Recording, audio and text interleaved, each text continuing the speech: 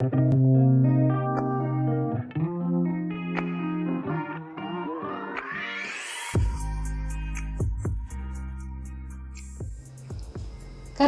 ಪ್ರೀತಿಯುಳ್ಳ ದೇವಜನರೇ, ನಮ್ಮ ರಕ್ಷಕನಾದ ಯೇಸುಕ್ರಿಸ್ತನ ಮಧುರವಾದ ನಾಮದಲ್ಲಿ ವನಿತಾ ಸಮಯ ಎಂಬ ಕಾರ್ಯಕ್ರಮಕ್ಕೆ ಮತ್ತೊಮ್ಮೆ ನಿಮ್ಮೆಲ್ಲರನ್ನು ಪ್ರೀತಿಯಿಂದ ಆಹ್ವಾನಿಸುತ್ತೇನೆ.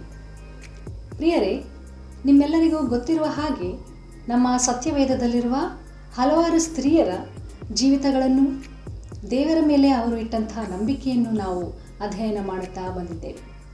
ಹೌದು ಪ್ರಿಯರೇ, ಕ್ರಿಸ್ತನ ಮೇಲಿನ ನಂಬಿಕೆ ದೇವರಿಗೆ ಅಮೂಲ್ಯವಾಗಿದೆ. ನಂಬಿಕೆ ಇಲ್ಲದೆ ದೇವರನ್ನು ಮೆಚ್ಚಿಸುವುದು ಅಸಾಧ್ಯವಾಗಿದೆ. ಪ್ರಿಯರೇ, ನಮ್ಮ ಜೀವಿತದಲ್ಲಿ ನಾವು ಅನೇಕ ಹೋರಾಟಗಳಲ್ಲಿ ಇರುತ್ತೇವೆ. ಆದರೆ ಆ ಎಲ್ಲ ಹೋರಾಟಗಳಲ್ಲಿ ನಮ್ಮ ರಕ್ಷಕನಾದ ಯೇಸುಕ್ರಿಸ್ತನು ನಮ್ಮ ಜೊತೆಗಾರನಾಗಿದ್ದಾನೆ. ಕರ್ತನು ತಾನೇ ನಮಗೆ ವಾಗ್ದಾನ ಮಾಡಿರುವ ಹಾಗೆ, ಹೆದರಬೇಡಿರಿ, ಧೈರ್ಯದಿಂದಿರಿ, ನಾನೇ ನಿಮ್ಮೊಂದಿಗಿದ್ದೇನೆ ಎಂದು ನಮಗೆ ಹೇಳಿದ್ದಾನೆ. ಅದೇ ರೀತಿಯಾಗಿ ನಮ್ಮ ಎಲ್ಲ ಕಷ್ಟದ ಸಮಯಗಳಲ್ಲಿ ಮತ್ತು ಸಂತೋಷದ ಸಮಯಗಳಲ್ಲಿ ಸಹ ನಮ್ಮ ಜೊತೆಗಾರನು ಯೇಸುಕ್ರಿಸ್ತನಾಗಿದ್ದಾನೆ. ಬನ್ನಿ ಪ್ರಿಯರೇ, ಸತ್ಯವೇದದ ಅಧ್ಯಯನ ಮುಂದುವರಿಸೋಣ. ಅದಕ್ಕೆ ಮೊದಲು ಈ ಸುಂದರವಾದ ಆತ್ಮಿಕ ಗೀತೆಯನ್ನು ಕೇಳಿ. ಒಂದು ವೇಳೆ ನಿಮಗೆ ಈ ಸಂಗೀತ ಇಷ್ಟವಾಗಿದ್ದರೆ ನೀವು ಸಹ ಕಲಿತುಕೊಳ್ಳಿ ಹಾಗೂ ಇತರರಿಗೂ ಸಹ ಶೇರ್ ಮಾಡಿ.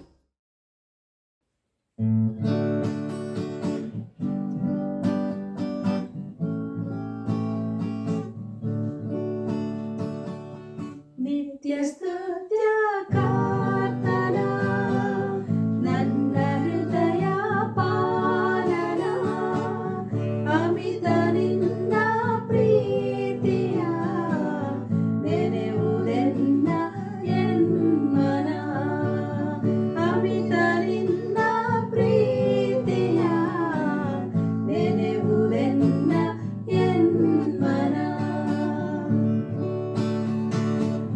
ಮಹಿಮಲೋಕವ ತ್ಯಜಿಸಿ ದೀನನಾಗಿ ಬಂದೆನಿ, ಮನುಷ್ಯನಾಗಿ ಕಾಣಲು ಮನುಷ್ಯ ರೂಪವ ತಾಳಿದಿ, ಪ್ರೇಮದಿ ಹೃದಯದಿ, ಪ್ರೇಮದಿ ಹೃದಯದಿ ಶುದ್ಧರಾಗಿ ಮಾಡಿದಿ.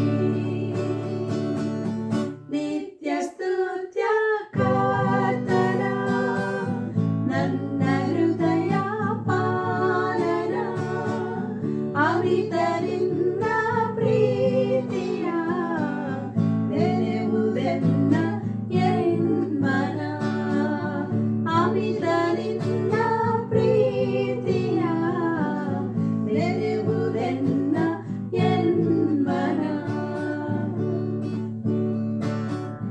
ಮರಣಕುಂಡಿ ಛೇದಿಸಿ ಪರನಿವಾಸ ಮಾಡಿದಿ, ನಿನ್ನ ರಮ್ಯ ರಾಜ್ಯಕ್ಕೆ ನಮ್ಮನೆಂದು ನಡೆಸಿದಿ, ನಿನ್ನಯ ನೆರಳಲಿ, ನಿನ್ನಯ ನೆರಳಲಿ ನೀಗುವುದೆಲ್ಲ ಬೇಗೆಯು.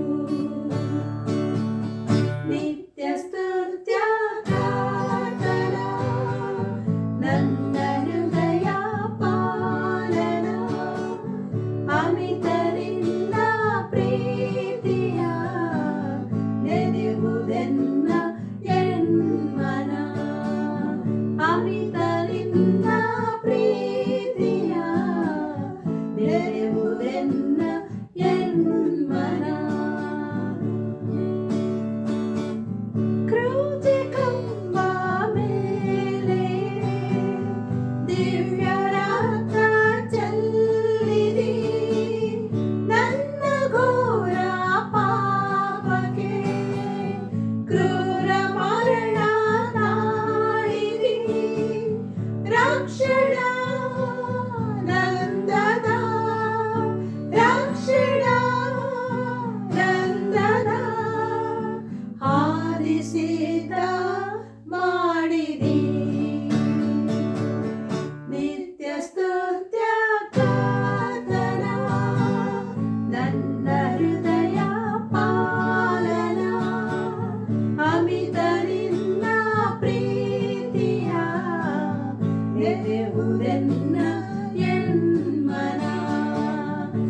ನಿನ್ನ ಪ್ರೀತಿಯ ನೆನೆಯುವುದೆನ್ನ ಎನ್ಮನ ನೆನೆಯುವುದೆನ್ನ ಎನ್ಮನ.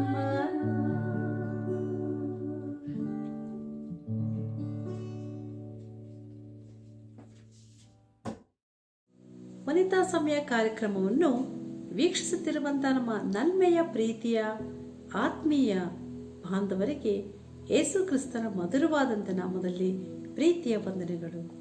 ಬನ್ನಿ ಈ ದಿನದ ದೇವರ ವಾಕ್ಯವನ್ನು ಧ್ಯಾನ ಮಾಡುವ ಮೊದಲು ಪ್ರಾರ್ಥನೆಯನ್ನು ಮಾಡೋಣ. ಪ್ರೀತಿ ಸ್ವರೂಪನಾದ ನಮ್ಮ ತಂದೆಯಾದ ದೇವರೇ, ಶಾಶ್ವತವಾದ ಪ್ರೇಮದಿಂದ ಪ್ರೇಮಿಸಿದಂಥ ದೇವ, ನಿನ್ನ ನಾಮಕ್ಕೆ ಸ್ತೋತ್ರವಾಗಲಿ. ಈ ದಿನದ ಜೀವಪುಳ ವಾಕ್ಯಗಳನ್ನು ನಮಗೆ ದಯಪಾಲಿಸು. ಕಾರ್ಯಕ್ರಮವನ್ನು ವೀಕ್ಷಿಸುತ್ತಿರುವಂಥ ನಮ್ಮ ಪ್ರೀತಿಯ ಬಾಂಧವರನ್ನು ಹೆಸರಾಗಿಯೂ ಕುಟುಂಬವಾಗಿಯೂ ನೀನು ಆಶೀರ್ವದಿಸು. ಅವರೆಲ್ಲ ಸಮಸ್ಯೆಗಳನ್ನು ಪರಿಹರಿಸಿ, ಅವರ ಕೊರತೆಗಳನ್ನು ನೀಗಿಸಿ, ಆತ್ಮಿಕವಾಗಿಯೂ ಲೌಕಿಕವಾಗಿಯೂ ಮಾನಸಿಕವಾಗಿಯೂ ಬೇಕಾದಂಥ ಪ್ರತಿಯೊಂದು ಆಶೀರ್ವಾದವನ್ನು ಕೊಟ್ಟು ಈ ವಾಕ್ಯಗಳ ಮೂಲಕ ಪ್ರಿಯರನ್ನು ಧೈರ್ಯಪಡಿಸಿ ದೇವರ ಮಕ್ಕಳಾಗುವಂತೆ ಸಹಾಯ ಮಾಡಬೇಕೆಂದು ಈ ಒಂದು ಸಮಯವನ್ನು ವಾಕ್ಯಗಳನ್ನು ನಿನ್ನ ಕೈಯಲ್ಲಿ ಒಪ್ಪಿಸಿಕೊಟ್ಟು, ಪರಿಶುದ್ಧಾತ್ಮನೇ ನೀನೇ ಸಹಾಯ ಮಾಡಬೇಕೆಂದು ಯೇಸು ಕ್ರಿಸ್ತನ ಪರಿಶುದ್ಧವಾದಂಥ ನಾಮದಲ್ಲಿ ಬೇಡಿ ಹೊಂದಿದ್ದೇವೆ ತಂದೆಯೇ, ಆಮೇನ್. ಕಳೆದ ಸಂಚಿಕೆಯಲ್ಲಿ ನಾವು ಯಾರ ವಿಷಯ ನಾವು ಧ್ಯಾನ ಮಾಡಿದ್ವಿ ಜ್ಞಾಪಕ ಇದೆಯಾ? ನಾಮಾನನ ಹೆಂಡತಿಯ ವಿಚಾರ ಅಲ್ವಾ? ಈ ದಿನ ನಾಮಾನನ ಕುಟುಂಬದಲ್ಲಿ ಇನ್ನೊಬ್ಬ ಸ್ತ್ರೀ ವಿಚಾರ, ಅಂದ್ರೆ ಒಬ್ಬ ಹೆಣ್ಣು ಮಗಳ ವಿಚಾರವನ್ನು ಈ ದಿನ ನಾವು ಧ್ಯಾನ ಮಾಡಲಿದ್ದೇವೆ. ಬನ್ನಿ, ನಿಮ್ಮಲ್ಲಿ ಸತ್ಯವೇದ ಇರುವುದಾದರೆ 2ನೇ ಅರಸುಗಳ ಪುಸ್ತಕ 5ನೇ ಅಧ್ಯಾಯಕ್ಕೆ ತಿರುಗಿಸಬೇಕೆಂಬುದಾಗಿ ಕೇಳಿಕೊಳ್ತೇನೆ. 2 Kings and chapter 5. ಇದರಲ್ಲಿ ನೋಡುವಾಗ 2 ಮತ್ತು 3ನೇ ವಚನವನ್ನು ನಿಮಗಾಗಿ ಓದ್ತೇನೆ. ಅರಾಮ್ಯರು ಒಂದು ಸಾರಿ ಸುಲಿಗೆ ಮಾಡುವುದಕ್ಕೋಸ್ಕರ ಇಸ್ರಾಯೇಲರ ಪ್ರಾಂತಕ್ಕೆ ಹೋಗಿ ಬರುವಾಗ ಅಲ್ಲಿನ ಒಬ್ಬ ಹುಡುಗಿಯನ್ನು ಹಿಡಿದುಕೊಂಡು ಬಂದರು. ಆಕೆಯು ನಾಮಾನನ ಹೆಂಡತಿಗೆ ದಾಸಿಯಾದಳು. ಆಕೆಯು ಒಂದು ದಿವಸ ತನ್ನ ಯಜಮಾನಿಗೆ, ನಮ್ಮ ದಣಿಯು ಸಮಾರ್ಯದಲ್ಲಿರುವ ಪ್ರವಾದಿಯ ಹತ್ತಿರ ಇರುತ್ತಿದ್ದರೆ ಎಷ್ಟೋ ಒಳ್ಳೆಯದಾಗುತ್ತಿತ್ತು, ಅವನು ಇವನನ್ನು ಕುಷ್ಠರೋಗದಿಂದ ವಾಸಿ ಮಾಡುತ್ತಿದ್ದನು ಎಂದು ಹೇಳಿದಳು. ದೇವರು ಈ ವಾಕ್ಯಗಳನ್ನು ಆಶೀರ್ವದಿಸಿ ಕೊಡಲಿ ಎಂಬುದಾಗಿ ಪ್ರಾರ್ಥಿಸ್ತಾ ಇದ್ದೇವೆ. ಮತ್ತೆ ಈ ವಾಕ್ಯಗಳನ್ನು ಓದುವಾಗ ನೋಡುವಾಗ ಅರಾಮ್ಯರಿಗೂ ಮತ್ತು ಇಸ್ರಾಯೇಲರಿಗೂ ಆಗಾಗ ಯುದ್ಧ ನಡೀತಾ ಇತ್ತು. ಇಲ್ಲಿ ನೋಡುವಾಗ ಯೆಹೋವನಾದ ದೇವರು ಈ ನಾಮಾನನಿಗೆ ಎಷ್ಟೊಂದು ಸಹಾಯ ಮಾಡಿ ಆ ಒಂದು ಯುದ್ಧದಲ್ಲಿ ಜಯವನ್ನು ಕೊಟ್ಟನು ಎಂಬುದಾಗಿ ನೋಡ್ತೇವೆ. ಆದ್ರಿಂದ ಈ ರೀತಿಯಲ್ಲಿ ಒಬ್ಬ ಹುಡುಗಿಯನ್ನು ಆ ದಿನಗಳಲ್ಲಿ ಅಂದ್ರೆ ಸೆರೆಮನೆಗೆಲ್ಲ ಕರ್ಕೊಂಡು ಹೋಗ್ಬಿಡ್ತಾ ಇದ್ರು. ಸೆರೆಯಾಗಿ ಯಾರ್ಯಾರು ಅಂದ್ರೆ ಸೋತ್ ಹೋಗಿರ್ತಾರೋ ಆ ರಾಜ್ಯದ ಜನರನ್ನು, ಮಕ್ಕಳನ್ನು ಎಲ್ಲರನ್ನು ಸೆರೆಗೆ ತೆಗೆದುಕೊಂಡು ಹೋಗುವಂತ ಒಂದು ವಿಷಯ. ಅಂತ ಜನರ ಮಧ್ಯದಲ್ಲಿ ಒಬ್ಬ ಬಾಲಕಿ ಕೂಡ ಇರ್ತಾಳೆ. ಅವಳನ್ನು ಕೂಡ ಸೆರೆಗೆ ತೆಗೆದುಕೊಂಡು ಹೊರಟೋಗ್ತಾರೆ. ಆಕೆ ಏನು ಮಾಡ್ತಾಳೆ? ದೇವರ ವಾಕ್ಯದಲ್ಲಿ ಆಕೆ ಹೆಸರನ್ನು ತಿಳಿಸೇ ಇಲ್ಲ. ಅವಳ ಹೆಸರೇನು, ಅವರ ಅಪ್ಪ ಅಮ್ಮ ಯಾರು ಏನು ಗೊತ್ತಿಲ್ಲ. ಆದರೂ ಕೂಡ ಅವಳು ಮಾಡಿದಂಥ ದೊಡ್ಡ ಕಾರ್ಯದಿಂದ ಅನೇಕ ಆತ್ಮಿಕ ಪಾಠಗಳನ್ನು ನಾವು ಕಲಿಯಲಿದ್ದೇವೆ.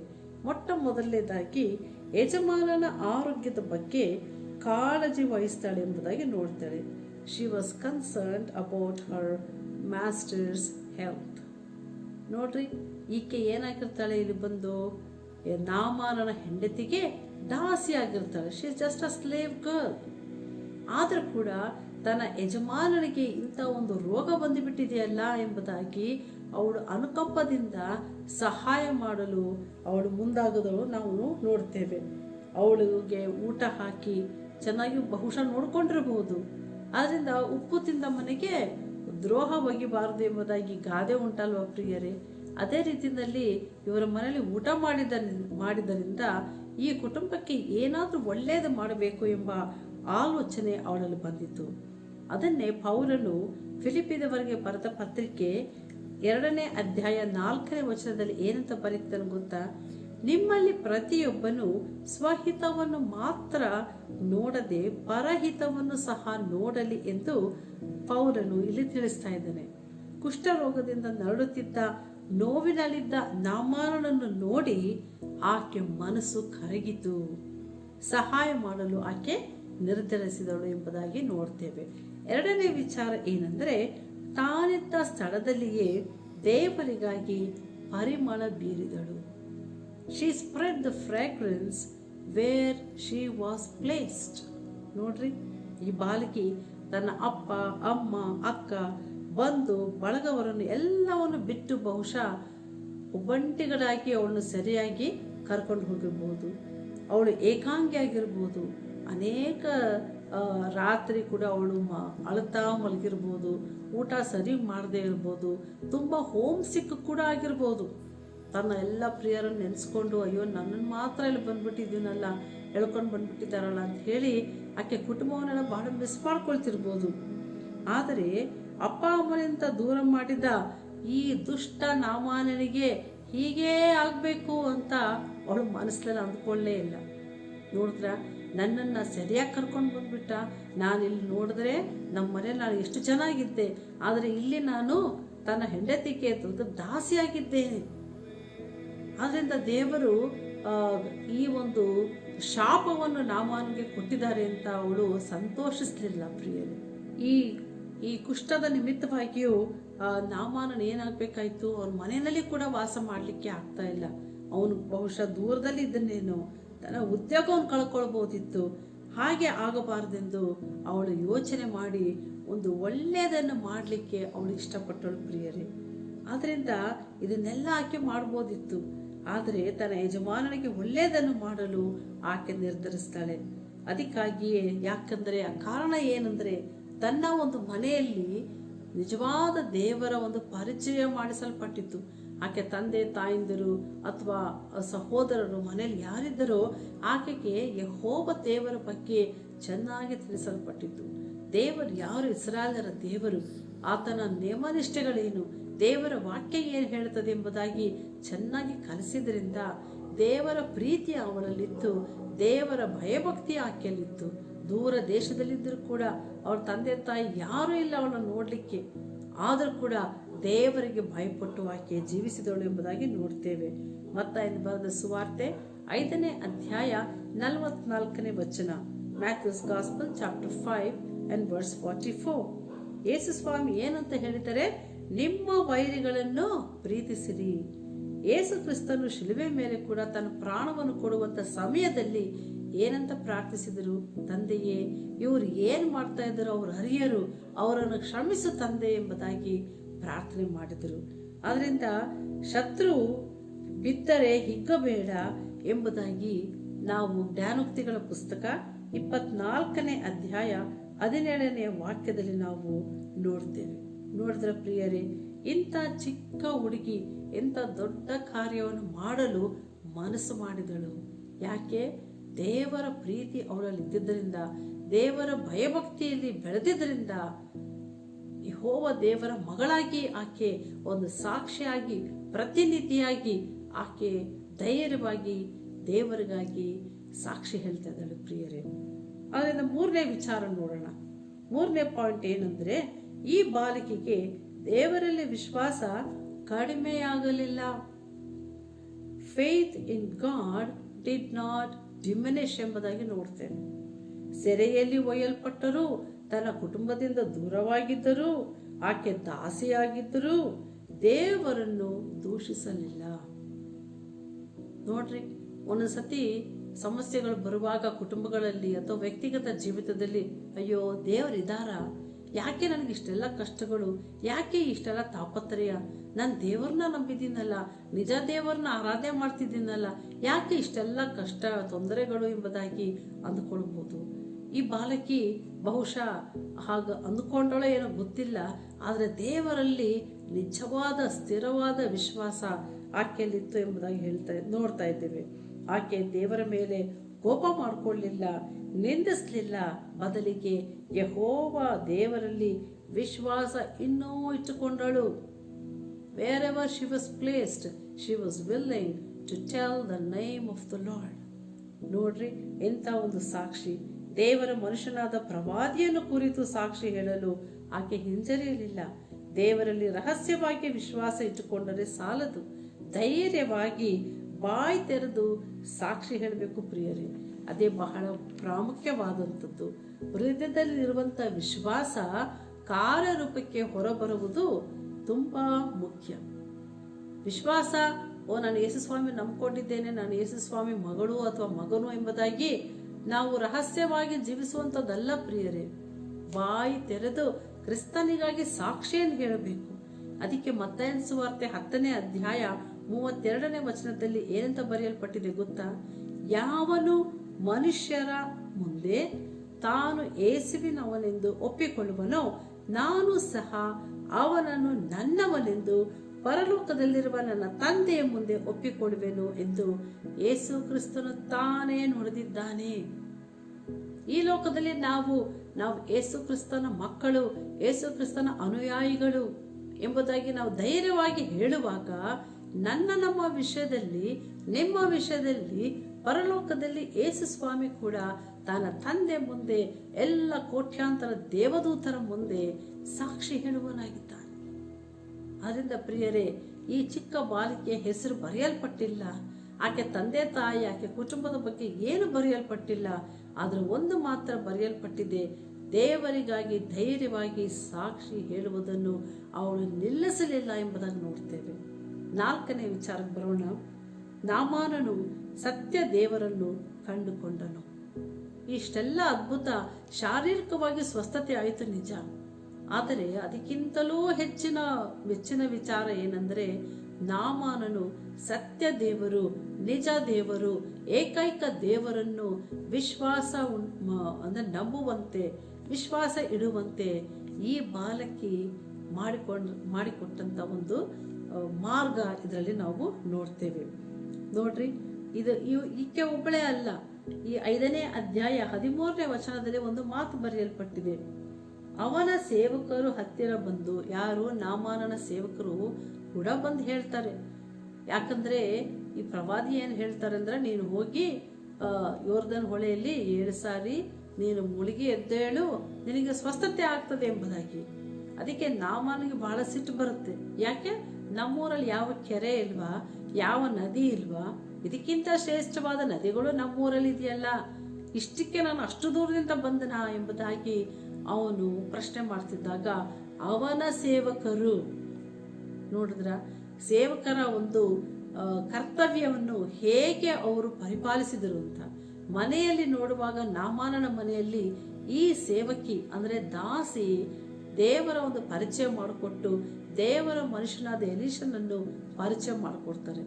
ಇಲ್ಲಿ ನೋಡುವಾಗ ಆತನ ಸೇವಕರು ಏನಂತ ಹೇಳ್ತಿದ್ದಾರೆ ನೋಡ್ರಿ, 13ನೇ ವಚನದಲ್ಲಿ, ಅಪ್ಪನವರೇ, ಪ್ರವಾದಿಯು ಒಂದು ಕಠಿಣವಾದ ಕೆಲಸವನ್ನು ಹೇಳಿದರೆ ಅದನ್ನು ಮಾಡ್ತಿದ್ದೀರಲ್ಲ, ಹಾಗಾದರೆ ಸ್ನಾನ ಮಾಡಿ ಶುದ್ಧನಾಗು ಎಂದು ಹೇಳಿದರೆ ಯಾಕೆ ಅದರಂತೆ ಮಾಡಬಾರ್ದು?